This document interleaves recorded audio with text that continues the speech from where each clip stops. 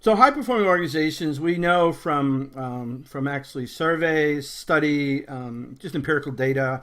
People, I've been going to DevOps days and DevOps DevOps Enterprise Summit events.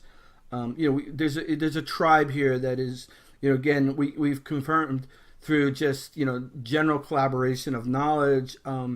But we've also, again, we'll see in a minute, we actually have some solid statistical data, survey, psychometric survey data that says that these things are absolutely true. They make work visible. We talked about in the intro to DevOps things like Kanban. They manage WIP, work in process. They manage flow, of course. That's our continuous delivery. That's what this chapter is a lot about. But again, the culture part is very important.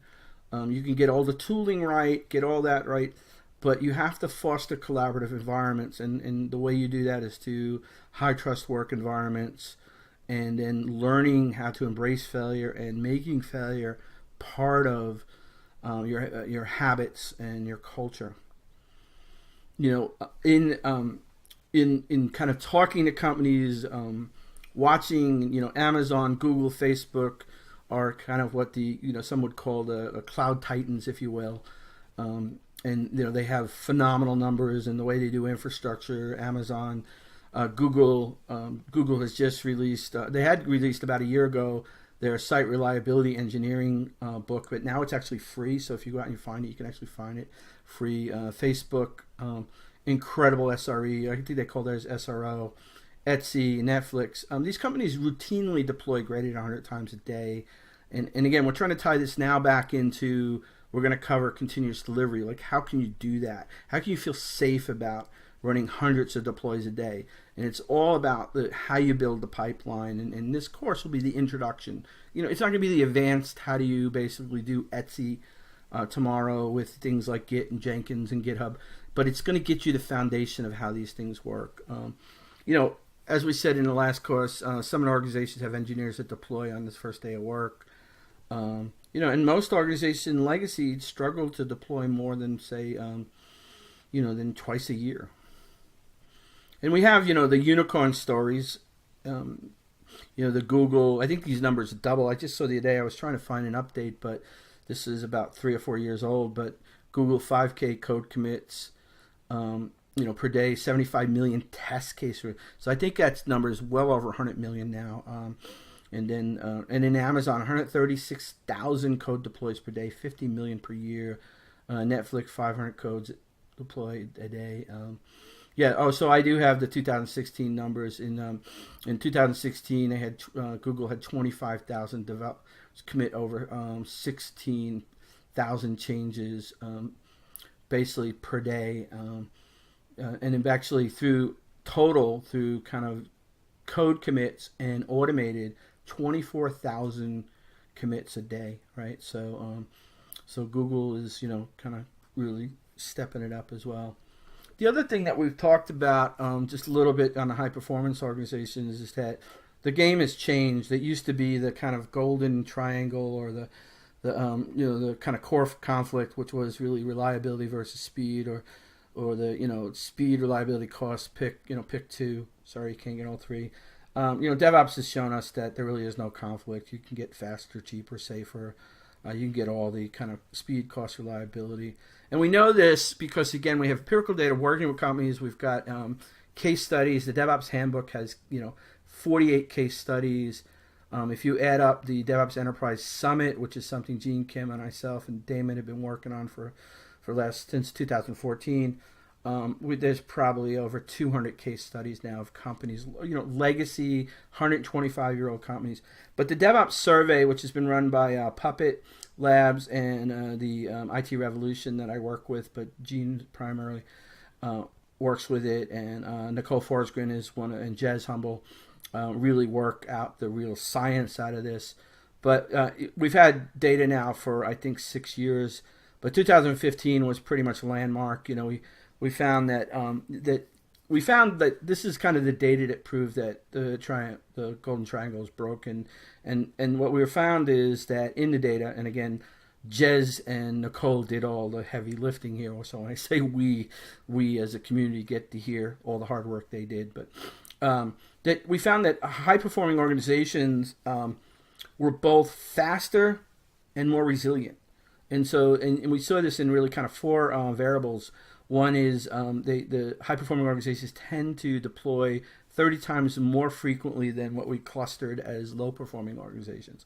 And they had 200 times shorter lead time. So that whole lead time thing, it was 200 times better than a low performing organization. But here's the thing, they had 60 times less failures, like change failures. And then their mean time to recover, MTTR, was 166 times faster. And we found this keeps increasing in 2016, and the 17 one just finished. We're signing familiar optimizations. And one of the things just to know behind a lot of this is the backdrop of the survey. The survey is a statistically sound. Nicole Fortune is kind of a trained psychometrician, psychometrics, and so the way the questions are asked are in such a way that can tie in. It's based on this Ron Westrom organizational culture of generative, bureaucratic, and pathological. You can look at and basically the generative were the high performing organizations and the pathological. So the questions kind of helped self-identify the surveyees, if you will, or the responders, if you will, and they would wind up in categories of generative, bureaucratic, and pathological. And then along the way, they would get asked questions about how frequently deployed, how resilient they were. And the science was beautiful because basically we got the clusters panned out that the generative, in other words, the cultural people that were getting the culture right were basically faster and more resilient, right? That's a beautiful thing. And one of the things I wanted to point out that I didn't cover in the intro to DevOps, which is there are these kind of relationship patterns that are in the report that go a lot deeper of some of the clustering and the analysis, and there's some great presentations on this stuff. We'll have links to it by Jez.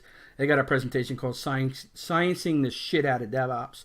And but this is the continuous delivery practice patterns. So again, the data is also, Nicole is a PhD scientist, right? And so she made some assumptions, and then she used the data to show that was true. So there was this kind of continuous delivery that if you're fast and reliable and you have deployment automation, you do trunk-based deployment and continuous integration, right? That's kind of bread and butter.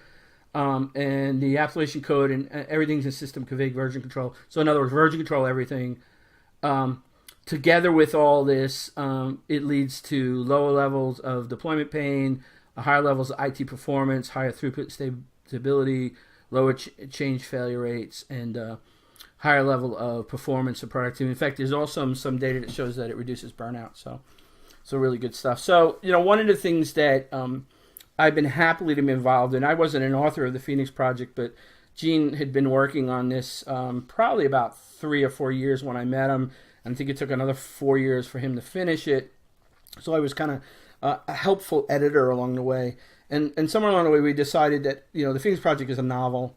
It's a novel about an IT professional, a company that's basically 2 years or so behind on a project, a Phoenix project, and it's your classic scenario, and they learn through kind of lean and theory of constraints and all the really cool things of like how to do things right, but it's a novel. So one of the things that we'd always talked about is writing a companion book that would be kind of a prescriptive guide. The DevOps Handbook has been unbelievably well received. I'm a co-author of it. It is kind of recommended reading for the Introduction to DevOps course. I would definitely recommend this. And then the whole idea behind the Introduction to DevOps course was really kind of formulated and based on the Introduction to DevOps course, which really is a course you should take before this one.